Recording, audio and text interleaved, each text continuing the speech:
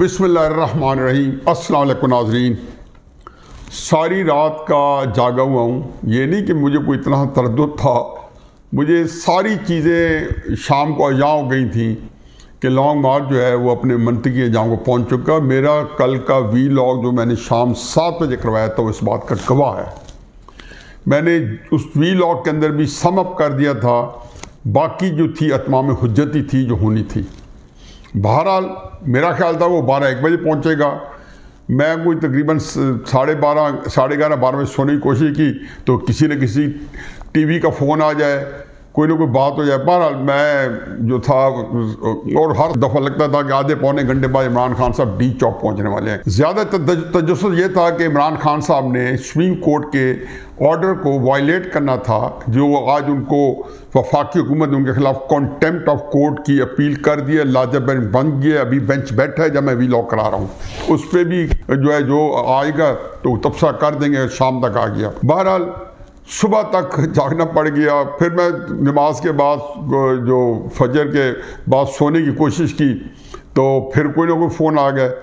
और इतने में इमरान खान साहब की 8 साढ़े 8 बजे बल्कि 7:30 पौने 8 बजे तकरीर शुरू हो गई। वो जब मैंने देखी तो बहरहाल यही तकरीर का लब लबाब था कि मुकिया तेरा शो इमरान, गो इमरान, गो इमरान। मुझे खैर इससे कोई गर्ज नहीं, बल्कि ये है कि हकीकत ये होती है कि मुझे किसी भी सियासी जमात की शिकस्त और रीख पे कोई खुशी नहीं होती।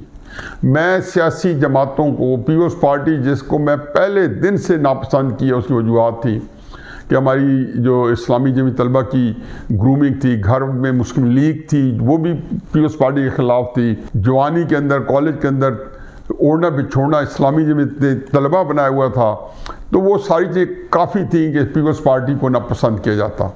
लेकिन कभी भी इस बारे में मुझे थोड़ा सा था नहीं था, कुछ शऊर आया कि सियासी जमात को की शिकस्त और रीख होती है, मुल्कों को ख़राब करती है। तहरीक इंसाफ बहरहाल बड़ी मेहनत से एक पार्टी बनी थी।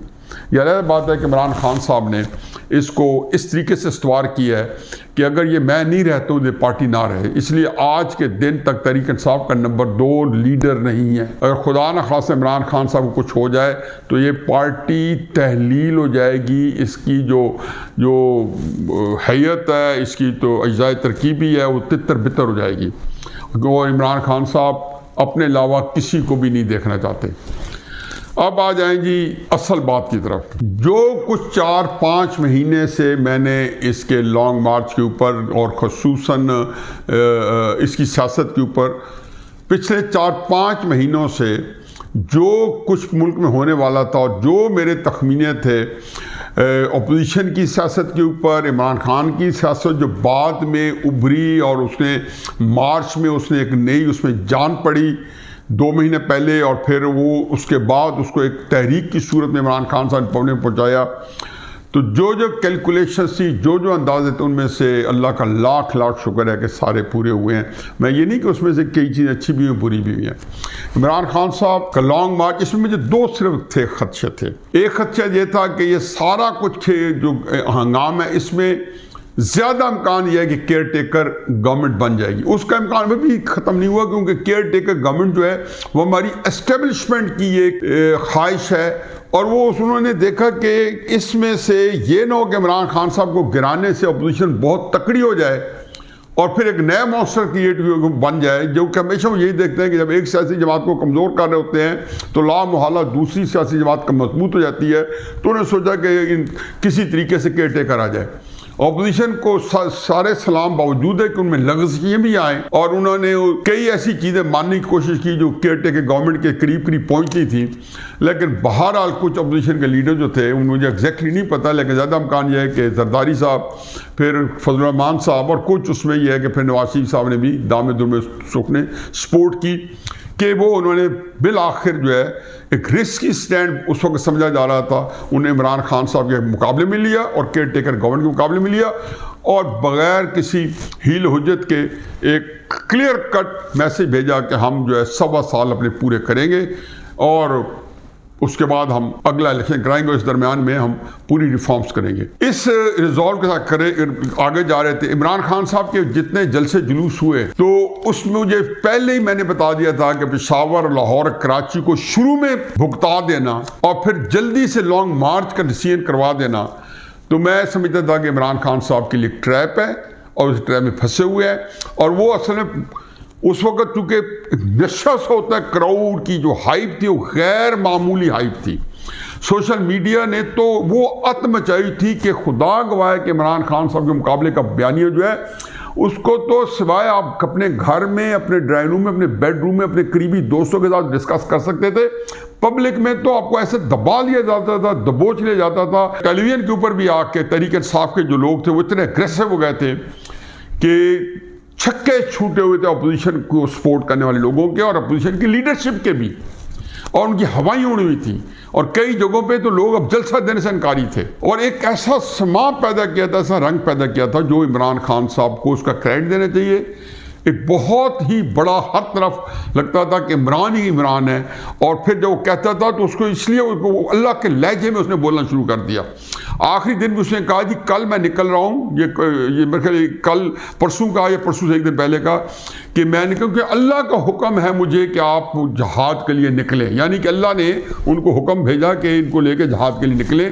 वो हर चीज़ को, वो कुरान हदीस जिसको मर्जी उसने बेईमाना इस्तेमाल किया है। वो एक ऐसी जगह पहुंच गया था कि कोई मौलवी भी जो बात करता था वो सदा बसरा होती थी, वो एक नकारखाने में तूती होती थी, कोई सुनाई नहीं देता था। बहरहाल कोई गलतफहमी नहीं थी। तहरीक इंसाफ के जितने मानने वाले, जानने वाले बहुत बड़े हैं, मेरे से बड़ी करीबी कांटेक्ट था और मैं उनको बार बार ये कहता था कि हजूर नविश्ते दीवार यही है कि इमरान खान की सियासत जो है वो चल नहीं सकती। अच्छा, मैं ये बात जो थी उसको क्यों ये कहता था कि इमरान खान साहब ने इस जहां ख़त्म करना है, क्योंकि इमरान खान साहब की सियासत में दोबारा वो दोहराता हूँ जो आप सुन के आप कान पक्के होंगे, लेकिन इमरान खान साहब की जो बातें आपने एक ही बात जो है हज़ारों मरतबा सुनी है तो मेरी भी सुन लें कि ये इलेक्टोरल पॉलिटिक्स नहीं थी, ये तसादुम की थी और ये एक घिराव जलाओ की थी, उकसाव की थी, ये लोगों को लड़वाने की थी और ये टारगेट की थी एस्टेब्लिशमेंट को। यही बात परसों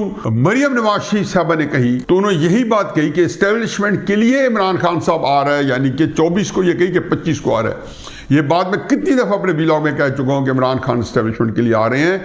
उन्होंने सारे मैसेज एस्टेब्लिशमेंट की तरफ भेजे हैं। उन्होंने जो तस्दीक एस्टेब्लिशमेंट ये कर दी और 2019 से लगे हुए हैं जब वो उनके उस वक्त फुल टाइम बेनिफिशरी थे और पीक पे थे। एक्सटेंशन से लेके ये सारे मेरे व्लॉग में आपको सारी बातें मिल जाएंगी पिछलों में। मैं सिर्फ इसलिए दोहरा रहा हूँ कि अपनी आज की बात को तरतीब देने के लिए। तो मैंने कहा जी ये बंदा जो है जिस बयानियों को लेके चल रहा है, इलेक्टोरल बयानियों को, ये बयानिया इलेक्शन वाला नहीं है। मेरे बहुत सारे अजीजों ने, करीबी अजीजों ने पूछा जो तहरीक इंसाफ में थे, जो इमरान खान साहब के साथ बैठे होते थे, मेरे साथ बात कर रहे होते थे, मुझे कहते थे कि आप बताएं, आपने कल व्लॉग में टीवी पे ये कही है, आप बताएं कि ये क्या होगा। मैंने उन्हें बताया जी कि मैं सिर्फ ये देखना चाहता हूं कि इमरान साहब के पास वो कैपेसिटी है कि जो इन्होंने एक बयानिया जिसको मकबूलियत में 4 चांद लग चुके हैं, जो 7वें आसमान को टच कर रहा है, उस बयानिया के अंदर जो है, उस बयानिया को वो इलेक्शन में ट्रांसफॉर्म कैसे करते हैं, मेरे नज़दीक ये नामुमकिन है। लेकिन अगर कोई ऐसा फहम फरासत जहानत आ गई है तो मैं देखता हूँ मेरे लिए बड़ी गैर मामूली वाक़या होगा कि वो बयानिया इलेक्शन में ले जाए। वो बयानिया उसको इलेक्शन नहीं दे सकता था। वो बयानिया यही दे सकता था कि मुल्क में माशरा लग जाए या दबाव दे के पॉलिटिकल गवर्नमेंट पे दबाव डाला जाए, जो डलवाया गया। अब मुझे एस्टेब्लिशमेंट की गेम तो बड़ी समझ आ गई। उन्होंने इमरान खान साहब की हाइप में पूरी मदद की, ये नहीं कि डायरेक्ट की होगी, साथ इस खदशे के साथ वो इतनी ना हो जाए कि उनके ऊपर गले पड़ जाए और तकरीबन वो थ्रेशोल्ड शायद क्रॉस कर जाते। बल्कि मैं तो गुमोगो में पड़ गया था कि हो सकता है कि जब ये 25 मई को, जो पहले तो तारीख नहीं दे रहे थे, जब ये जाएगा और उसमें खुदा ना खास्ता एस्टेब्लिशमेंट की तवक्कुआत के या पॉलिटिकल गवर्नमेंट की जो हमारी इत्तेहादियों की हुकूमत उसकी तवक्कुआत के बरखिलाफ इमरान खान एक सैले रवा लेके आ जाता है, ठाटे माटे सुमंदर लेके आ जाता है, जो कि यकीन था कि नहीं लेके आएगा। लेकिन इसके बावजूद इसको मुस्तकबिल को हतमी तौर पर जाने परखने के लिए एक दिलगोदा चाहिए और फर्ज की एक आउटसाइड चांस ले आता तो मुझे लगता था कि कहीं तदबीरें उल्टी ना पड़ जाएं। और अगर इसमें इसके दबाव में उन्होंने मनवा लिया, इलेक्शन ही मनवा लिया अपोजिशन से। वो बिल्कुल एक लेले की तरह, बकरी की तरह सर झुका के मान गए। मैंने तब कहा था कि हजूर वोट और नो कॉन्फिडेंस लाना एक गलती थी, अब इलेक्शन दिया तो दूसरी गलती होगी। और जितने सियासी रहनुमा थे सबको कहा, मैंने कहा जी ये आप ना करें।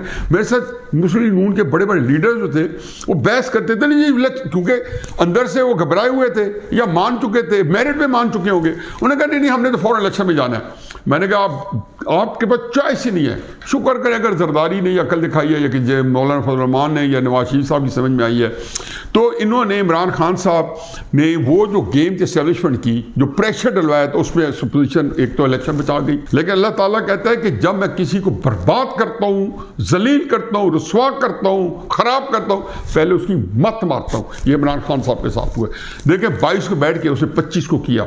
अब 25 में हो सकता है कि इंडियन लॉबी कहीं ना कहीं इससे साथ एक्टिव हो। बिल्कुल मान ही नहीं सकते हो कि इमरान खान साहब कोई जानबूझ के उनके हाथों बने होंगे कि यासीन मलिक को तिहाड़ जेल दिल्ली में जब सजा सुनाई जा रही थी, उस दिन ये पूरे पाकिस्तान को लेकर, उस दिन पूरे पाकिस्तान, मरियम नवाज साहब सही कहते हैं कि हमें आज यूनाइटेड होना था, हमने इकट्ठा होना था और हमने आगे चलना था। लेकिन बदकिस्मती शख्सी इमरान खान साहब की कि जैसे 5 अगस्त 2019 कश्मीर का सकूत जो है इसी के दौर में हुआ और ये कालक अब नहीं मिटा सकेगा। हुकूमत के जोर पे, हुकूमती मशीनी के जोर पे इसको दबाए रखा प्रोपेगेंडा के ऊपर।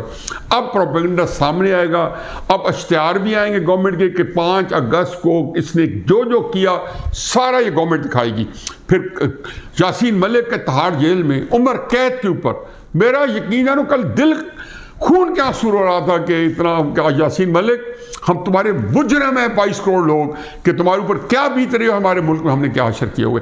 ये आपने देखा ना 25 रखी जा सकती थी तो 28 भी रखी जा सकती थी, बल्कि 29 तारीख संडे या 28 तारीख सैटरडे को ज्यादा सूट करती थी इमरान को। टेक्निकली पूरी तरीके से साहब अंगुष्ठ बदंदा थी, हैरान परेशान थी जो लीडर थे कि उनका ख्याल था कि 3 दिन में हमारे लॉजिस्टिक ही पूरे नहीं होंगे। अल्लाह जब किसी को बर्बाद करता है, बदनीयती जब आती है, फिर मत भी मारी जाती है। कैसे अल्लाह घेर के लाया, बदनामी भी ली, IMF के मुज़ाकरात भी हो रहे थे, उनको भी खराब किया। इमरान साहब निकल के आए और उन्होंने सुबह ही उनको पता चल गया था कि मामला उनके हक में नहीं है, बल्कि कुछ दिन पहले उनको पता चल गया था, जो कि हमें पता था। उसके जलसे नहीं बड़े हुए थे। मैं बार बार कहता था उस वक्त, मेरा मुंह नोचते थे तहरीक इंसाफ वाले कि मैं कहता था जलसे बड़े नहीं हुए, किसी तौर नहीं हुए। ये जिस जगह की है छोटी जगह ढूंढिए, जैसे इस्लामाबाद में अटर्नी जनरल हुकूमती वकील कह रहे जी कि ये G9 का जलसा जहां इन्होंने फिर कॉन्टेम्प्ट की और डी चौक की तो चाल पड़े, क्योंकि डी चौक भी छोटी जगह है। डी चौक में मैक्सिमम 7-8 हज़ार बंदा आ सकता है, ज्यादा 10 हज़ार। और ये H9 पार्क में भी जहां पे इनको जगह दी गई वहां पे भी 10-15 हज़ार बंदा आ सकता है। बाबा रवान तरीके साहब वकील कहता है हमें वही जगह चाहिए, बोली, फिर कॉन्टेम्प्ट भी करवाई। क्यों डी चौक जाके उनका ख्याल था कि हम एकदम पहुंच गए तो हुकूमत घुटने टेक देगी।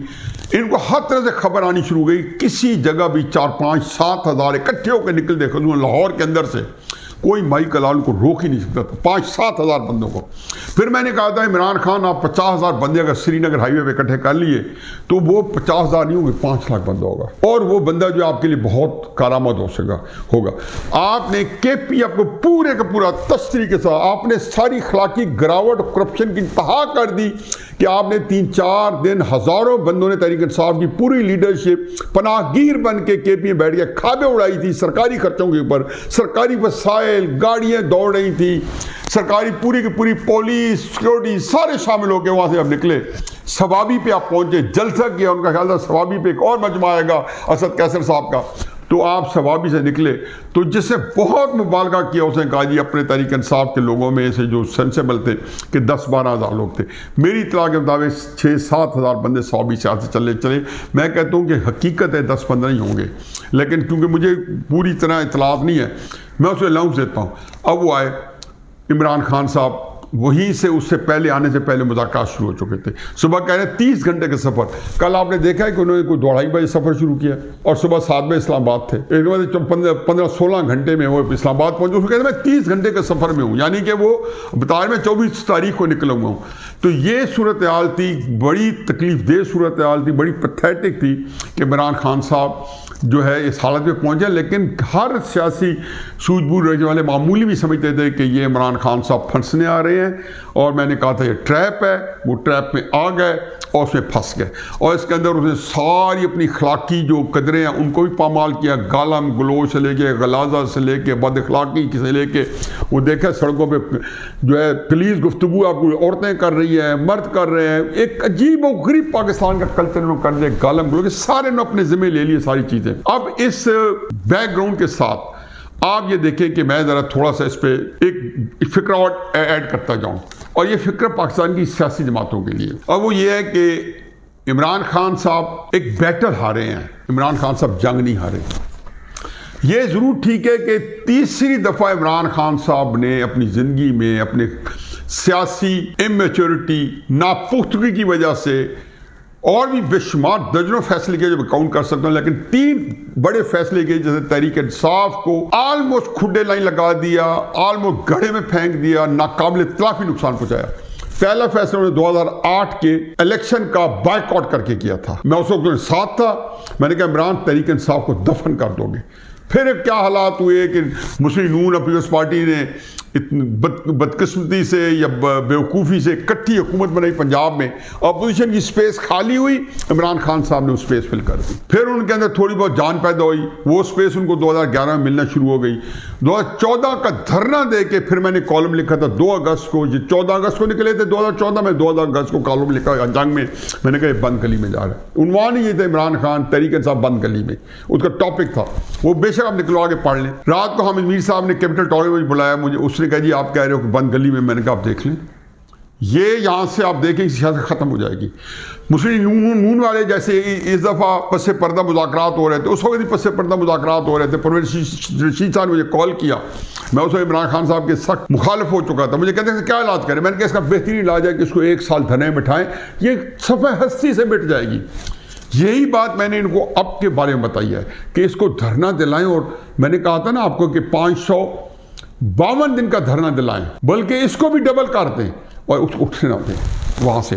और ये देखें हमेशा हमेशा के लिए ठप जाएगा।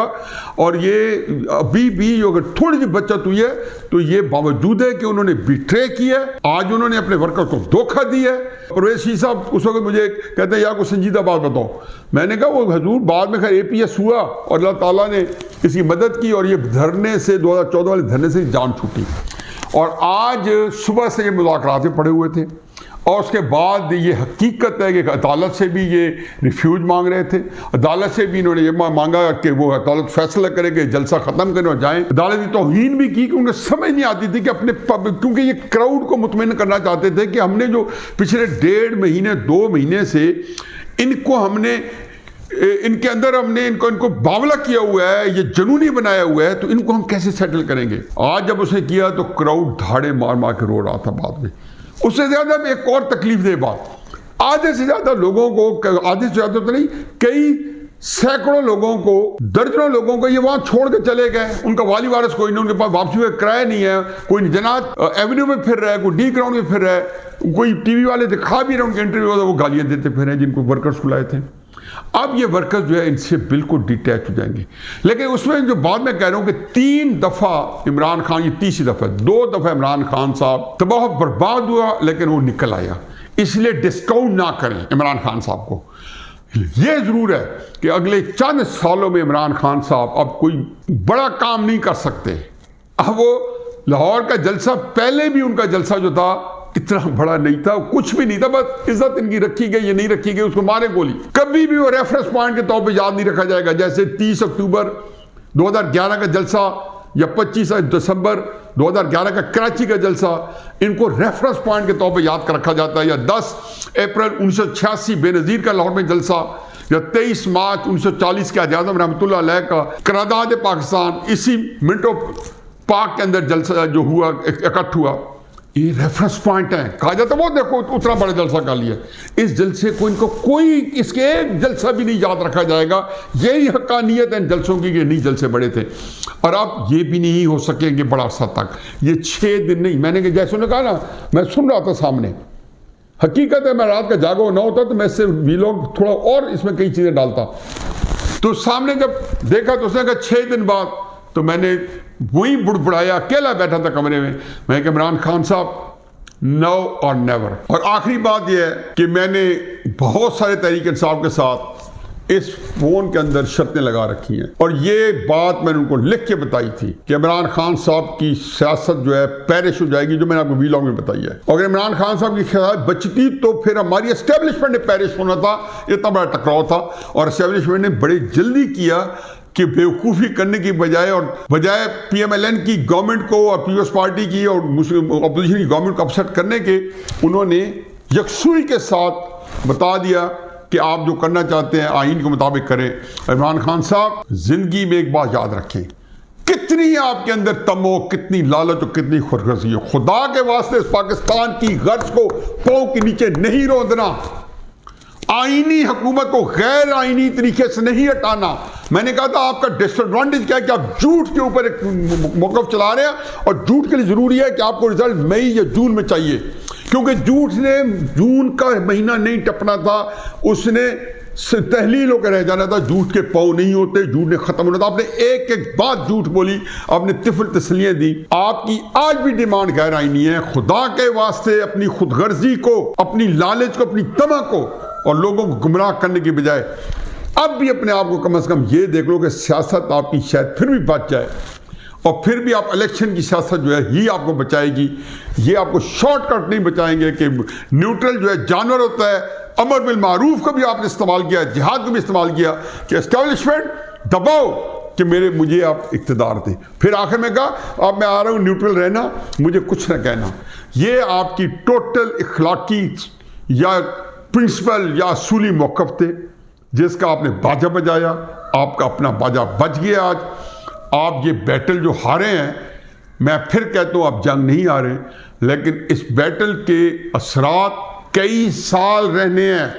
और मुबारक को PDM को इस कमेंट के साथ कि खुदा के वास्ते अल्लाह की मखलूक के साथ मुखलिस रहना, और सिद्ध के दिल से जो है अब फैसले करे और अल्लाह पे छोड़ दें, और इस मुल्क को इस बुरान से निकालें। ये मुल्क बाल बच्चा है कि ये कॉज की तरफ जा रहा था। हमारा न्यूक्लियर प्रोग्राम जो था, अमेरिका की जो रालें थी अमरीकियों की, वो टपक रही थी, इंडिया की रालें टपक रही थी। अल्लाह का लाख लाख शुक्र है कि एक थोड़ी सी आसूदी आई है, लेकिन असल आसूदी आएगी कि PDM और इत्तेहादी जो है ये हुकूमत किस तरीके से चलाते हैं, किस फहम फरासत से चलाते हैं। और अदालतों से अपील है कि जो आपने पिछले 4 साल में इमरानी दौर में जो ट्रायल किए हैं, और जिस तरीके से आपने कानून को बेईमाना तरीके पे इस्तेमाल किया और अदालतों को अपने मुफादात के लिए और इस्टेब्लिशमेंट मुफादात के लिए इस्तेमाल करके नवाज शरीफ, मरीम नवाज साहबा और मुस्लिम लीग नून के और बाकी अपोजिशन के मुकदमे बनाए हैं। आप आएँ, उन्होंने जुराइम किए हैं, फेयर ट्रायल करें, और जो जुराइम में साबित हो यही फेयर ट्रायल इमरान का भी करें और सबका करें। लेकिन खुदा के वास्ते उनको मुल्क में लाट के मेन स्ट्रीम में डालें। अब मुल्क मजीद मुतहम्मिल नहीं हो सकता, उनके लिए स्पेस पैदा करें। और अब मेरा ख्याल है कि नवाज शरीफ साहब का भी आना बन जाएगा, क्योंकि इमरान खान साहब जो हैं कुछ अरसे के लिए आज जो उन्होंने कोई थोड़ी सी लेक्सोटना ली होगी, कोई ख्वाब और गोली ली होगी, वो उनको 2-4 साल के लिए ख्वाब खरगोश में रखेगी और आपके लिए मैदान खाली है। लेकिन मुस्लिम लीग नून ने ख़ुसूसन अपनी जो पॉलिटिकल स्ट्रेटजी है और मीडिया स्ट्रेटजी है, उसको बड़े ही अरकरेजी के साथ डेवलप करना है, क्योंकि वो पाकिस्तान को चलाने में बहुत मुमकिन साबित होगी। वमा अलैना इल्लल बलाग।